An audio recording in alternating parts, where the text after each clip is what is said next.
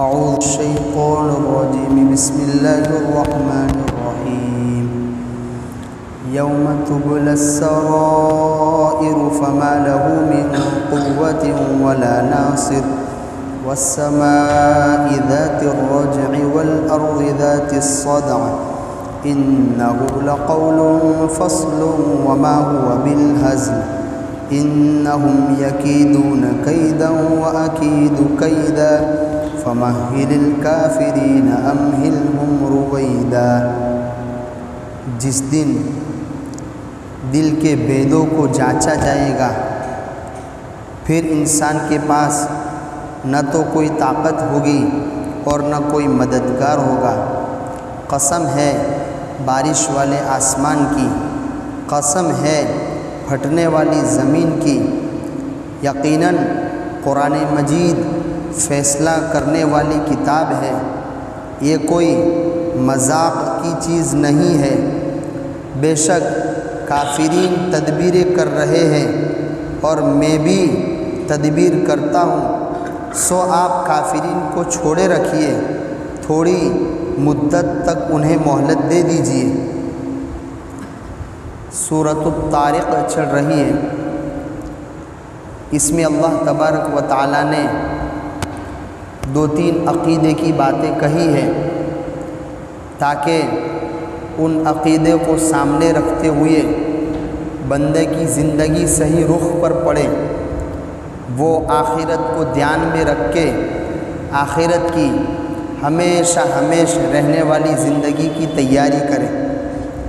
اس کے لیے سب سے پہلی بات تو گزر چکی ہے، اسی صورت میں اللہ تبارک و تعالیٰ نے یہ فرمایا تھا، ان کل نفس لما علیہا حافظ، ہر انسان پر ایک فرشتہ مقرر ہے جو اس کے ایک ایک عمل کو، اس کی ایک ایک حرکت کو لکھ رہا ہے، اور باقاعدہ ساری باتیں اور انسان کے سارے اعمال ریکارڈ ہو رہے ہیں تاکہ قیامت کے دن اس کو سامنے رکھ کر انسان کے لیے جنت اور جہنم کا فیصلہ کیا جائے، جنت کی نعمتوں اور جہنم کے عذابات کا فیصلہ کیا جائے۔ اللہ تبارک و تعالیٰ کی رضامندی اور اللہ تبارک و تعالیٰ کی ناراضگی اسی حساب سے ہوگی۔ یہ بھی ایسا عقیدہ ہے جو انسان کی زندگی کو صحیح رخ پر ڈال سکتا ہے، اچھائیوں پر ابار سکتا ہے اور برائیوں سے بچاتا ہے۔ اس کو آسان سی مثال سے سمجھو، جب ایک انسان کسی اسٹیشن پہ یا کسی دکان پر یا کسی اور جگہ جاتا ہے اور جب اس کی نظر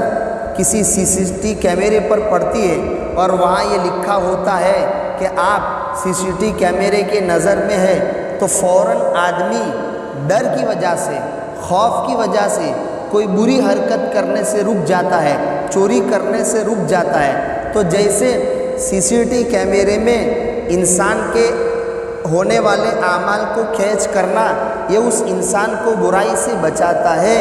اسی طریقے سے ظاہر سی بات ہے کہ اس CCTV کیمرے کے تو کبھی فیل ہو جانے کا اندیشہ ہے، ہو سکتا ہے کہ اس کا بٹن بند ہو یا ہو سکتا ہے کہ وہ کسی فالٹ کی وجہ سے کام نہ کر رہا ہو، لیکن انسان یہ سمجھتا ہے کہ کیمرہ لگا ہوا ہے، جبکہ اللہ تبارک و تعالیٰ کا فرشتوں کی شکل میں ہر انسان کے پاس جو CCTV کیمرہ رکھا ہوا ہے، کبھی اس کو جھوکا نہیں آتا، کبھی اس پر غفلت طاری نہیں ہوتی، کبھی اس میں فالٹ نہیں ہوتا، کبھی اس کو ریپیئر کرنے کی ضرورت پیش نہیں آتی ہے۔ جب تک انسان کی موت واقع نہیں ہو جاتی تب تک انسان کے تمام اعمال کو وہ فرشتہ نوٹ کرتا ہے۔ تو یہ اللہ تبارک و تعالیٰ نے ایک عقیدہ بیان کیا، اس کے ذریعے بھی انسان کی زندگی صحیح رخ پر پڑ سکتی ہے، انسان اعمال صالحہ کرے اور برے اعمال سے اپنے آپ کو بچا سکتا ہے۔ دوسری بات اس صورت میں یہ کہی گئی تھی، اگر یہ فرشتہ اس لیے مقرر ہے تاکہ اسی کے مطابق قیامت کے دن جنت اور جہنم کا فیصلہ ہو سکے۔ اب اگر کسی انسان کو کیا آیا قیامت بھی کوئی چیز ہے، وہ بھی آنے والی ہے، تو ایک مثال سے اس کو سمجھا دیا گیا کہ تو اپنے ابتدائی پیدائش پر غور کر لے، یہ بندہ، یہ انسان تو کس سے پیدا کیا گیا ہے؟ ایک معمولی نطفہ جس کا وجود نہیں تھا اور ایک ناپاک قطرہ ہے، تو اللہ تبارک و تعالیٰ نے تجھے عدم سے، یعنی اس قطرے کا وجود نہیں تھا، انسان نے جب غذا کھائی تو 72 گھنٹے کے بعد ایک منی کا قطرہ وجود میں آیا، اس سے ہم نے تجھے تیار کیا۔ تو جب ہم نے تجھے بغیر نمونے کے پیدا کیا ہے، تو بالکل نہیں تھا اور ہم نے تجھے پیدا کیا، تو تجھے مار کر پھر اس میں دوبارہ روح ڈالنا یہ تو ہمارے لیے بہت آسان ہے۔ تیسری بات یہ کہی گئی یوم تبلی السرائر، یہ قیامت کا دن وہ ہوگا جس دن بیدوں کو کھول دیا جائے گا، ظاہری باتیں نہیں بلکہ دلوں میں انسان نے جو باتیں چھپائی ہوگی، دلوں میں جو گناہ چھپائے ہوئے ہوں گے، یہ سارے کے سارے دل کی باتیں کھول دی جائے گی اور اس کو پرکھا جائے گا، اس پر پکڑ کی جائے گی۔ انسان کبھی کبھار اگر کوئی دل سے گناہ کر دیتا ہے اور دل میں کسی برائی کا ارادہ کر دیتا ہے تو کبھی اس پر پردہ ڈال دیتا ہے، اس کو چھپا دیتا ہے، لیکن قیامت کے دن دل کے اندر جو خیال گزرا، کسی نیکی کا خیال گزرا تو وہ بھی، برائی کا خیال گزرا وہ بھی، یہ سارا کا سارا کھول کر رکھ دیا جائے گا اور انسان کے سامنے رجسٹر کی شکل میں موجود ہوگا کہ یہ تیرے دل میں آنے والی برائی یہ لکھی ہوئی ہے، یہ تیرے دل میں آنے والی نیکی لکھی ہوئی ہے۔ تو قیامت کا دن وہ ہے جس دن بیدوں کو، یعنی دل کے اندر کی حقیقتوں کو بھی کھول دیا جائے گا، اور یہ وہ دن ہوگا جس دن اب اگر کوئی انسان پکڑا گیا، پھنس گیا برے اعمال کی وجہ سے، تو بذات خود اس کے پاس بھی کوئی طاقت نہیں ہوگی کہ اس طاقت کے بلبوتے پر اپنے آپ سے مصیبت کو دور کر لے۔ انسان کو دیکھا گیا جب دنیا میں اگر اسے کوئی مصیبت آتی ہے تو اپنی طاقت ہوتی ہے تو اپنی طاقت کے ذریعے، اپنی قوت کے ذریعے اس مصیبت کو ٹالنے کی کوشش کرتا ہے، اور اگر خود میں طاقت نہیں ہوتی ہے تو اپنے مددگاروں کو بلاتا ہے، اپنی دوست کو بلاتا ہے، اپنے بھائی کو بلاتا ہے، اپنے دیگر رشتہ داروں کو بلا کر اپنے اوپر آنے والی مصیبت کو ٹال دینے کی کوشش کرتا ہے۔ لیکن قیامت کے دن یہ دونوں ہی چیزیں نہیں ہوگی، نہ تو خود انسان کے پاس پوری طاقت ہوگی کہ اس انسان پر جہنم کی شکل میں جو مصیبت آ رہی ہے اس کو دور کر دے، اور نہ ہی کوئی اس کی مدد کرنے کو راضی ہوگا۔ ہر شخص اپنے فکر میں ہوگا کہ میرا کیا ہوگا، میرے نامہ اعمال اچھے ہیں یا برے ہیں، مجھے خود اس کی فکر ہے۔ اس کے بعد اللہ تبارک و تعالیٰ نے بارش والے آسمان کی اور پھٹنے والی زمین جو پھٹ کر وہاں سے دانہ اگاتی ہے، اسی طریقے سے اور بھی جتنے غلہ جات اور جتنی سبزیاں ساری جو زمین میں بوئی جاتی ہے، ان دو چیزوں کی قسمیں کھا کر اللہ تبارک و تعالیٰ نے اس قرآن مجید کے بارے میں، جیسا کہ ابھی بھی چل رہا ہے کہ قرآن مجید کو جلا کر اور ادھر ادھر کی نامناسب حرکتیں کر کے قرآن مجید کو ختم کرنے کی کوشش کی جا رہی ہے، تو اللہ کے رسول صلی اللہ علیہ وسلم کے زمانے میں بھی قرآن مجید کو جھٹلانے والے، قرآن مجید کو کبھی جادو بتلانے والے، قرآن مجید کو کبھی مذاق بتلانے والے کہ یہ تو ایک دل لگی کی چیز ہے، یہ مذاق ہے، اس کے پیچھے کوئی حقیقت نہیں ہے، قرآن مجید کی بتلائی ہوئی باتیں گویا دھوکہ ہے، سراب ہے سراب۔ جیسا کہ آدمی گرمی کے موسم میں دوپہر کے وقت گاڑی لے کر جا رہا ہوتا ہے تو سامنے 2-3 کلومیٹر پر اسے یہ نظر آتا ہے کہ میری گاڑی کس میں اتر جائے گی، پانی اور سمندر میں چلی جائے گی، حالانکہ جب 2 کلومیٹر یا 3 کلومیٹر کاٹ لیتا ہے تو ویسا ہی راستہ آتا ہے جس راستے پر وہ چل رہا ہو، تو اس کو کہتے ہیں سراب۔ گویا یہ دھوکہ ہے، پیاسا اس کو پانی گمان کرتا ہے اور وہ پانی نہیں ہوتا ہے، تو جس طریقے سے سراب کی کوئی حقیقت نہیں ہے وہ ایک دھوکہ ہے، اسی طریقے سے اہل مکہ کہہ دیا کرتے تھے کہ یہ نبی پر اور محمد صلی اللہ علیہ وسلم پر جو قرآن اتر رہا ہے اس کی کوئی حقیقت نہیں ہے، اس کے اندر جو قیامت کا تذکرہ کیا گیا، آخرت کا تذکرہ کیا گیا، پل صراط کا تذکرہ کیا گیا، جنت و جہنم کا تذکرہ کیا گیا، یہ سب بکواس ہے، یہ سب مذاق کی چیزیں ہیں۔ تو اس پر اللہ تبارک و تعالیٰ نے 2 قسمیں کھا کر کہ جیسے ارے اس کو تم مذاق سمجھ رہے ہو، جیسے آسمان سے بارش ہوتی ہے اور بارش ہونے کے بعد وہ زمین کا فیصلہ کر دیتی ہے، کیا فیصلہ کر دیتی ہے؟ جس زمین کے اندر اگانے کی صلاحیت ہوتی ہے اس زمین سے وہ زمین پھٹ کر اچھا اور انسان کی نگاہوں کو بھانے والا غلہ اگاتا ہے اور اس سے انسان فائدہ اٹھاتا ہے، اور جو زمین بنجر ہوتی ہے، جو پتھریلی زمین ہوتی ہے، جس کے اندر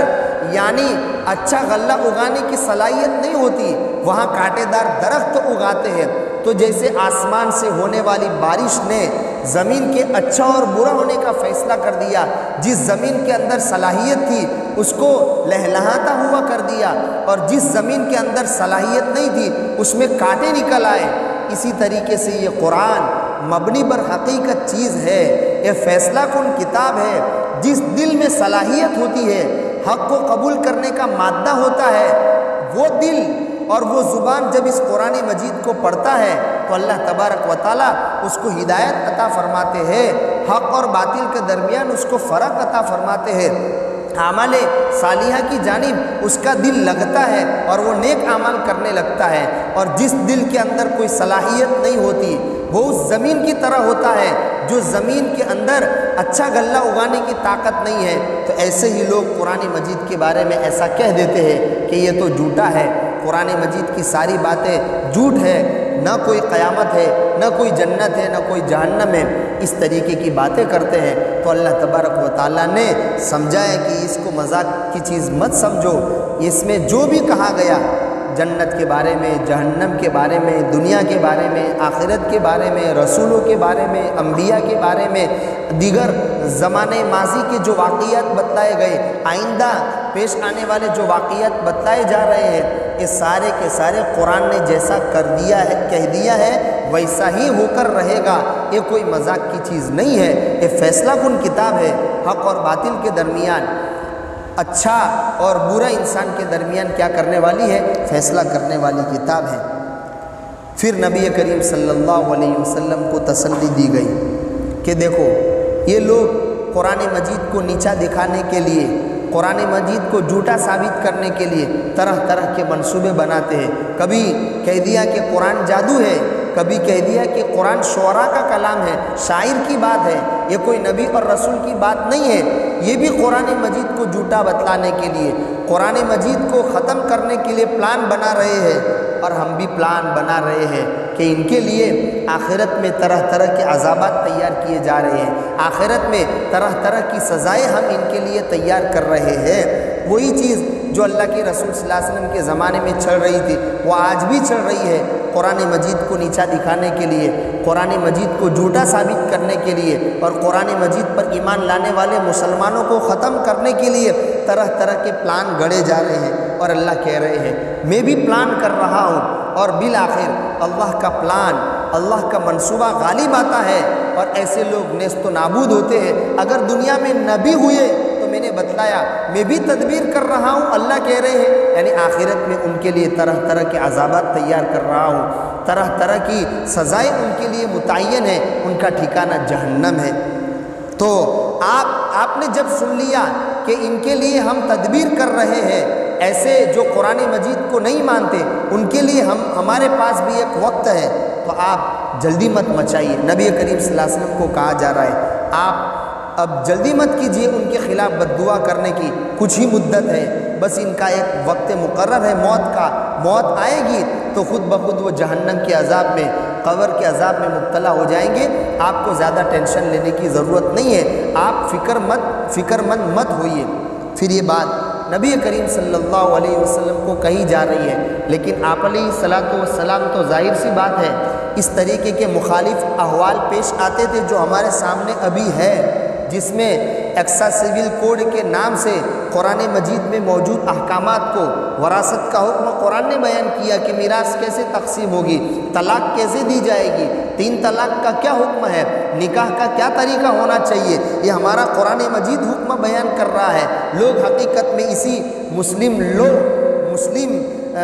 مسلم پرسنل لا یعنی سماجی جو گزارنے کے جو قوانین ہیں قرآن مجید نے جو بیان کیے، در حقیقت یہ اس کو ختم کرنے کی کوشش ہے۔ تو یہ اللہ تعالیٰ کہہ رہے ہیں کہ وہ بھی پلان کر رہے ہیں اور میرا پلان ہے اور میرا پلان غالب آئے گا، اس لیے آپ زیادہ فکر میں مت رہیے۔ لیکن نبی کو خطاب تھا تو آپ کے لیے تو ذرہ برابر اس میں کوئی سوچنے کی بات نہیں تھی، اس لیے کہ آپ کی جانب سے تو اسلام پر عمل کرنے کی کوئی کوتاہی نہیں ہو رہی تھی،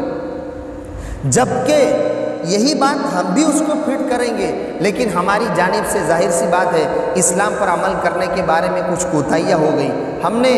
طلاق میں غیروں کے طریقوں کو اپنایا، ہم نے نکاح میں غیروں کے طریقوں کو اپنایا، ہم نے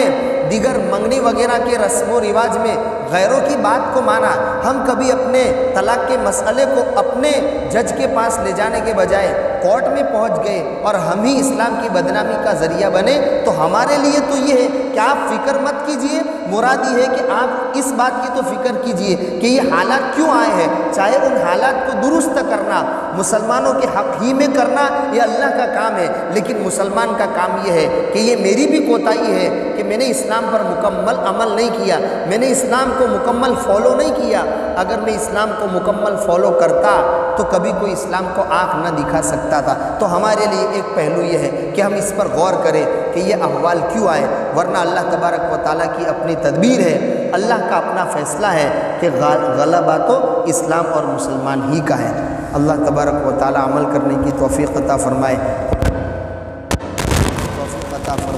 اس پر عمل کی توفیق عطا فرمائے، خاتمہ بالخیر نصیب فرمائے۔ سبحان اللہ و بحمدہ۔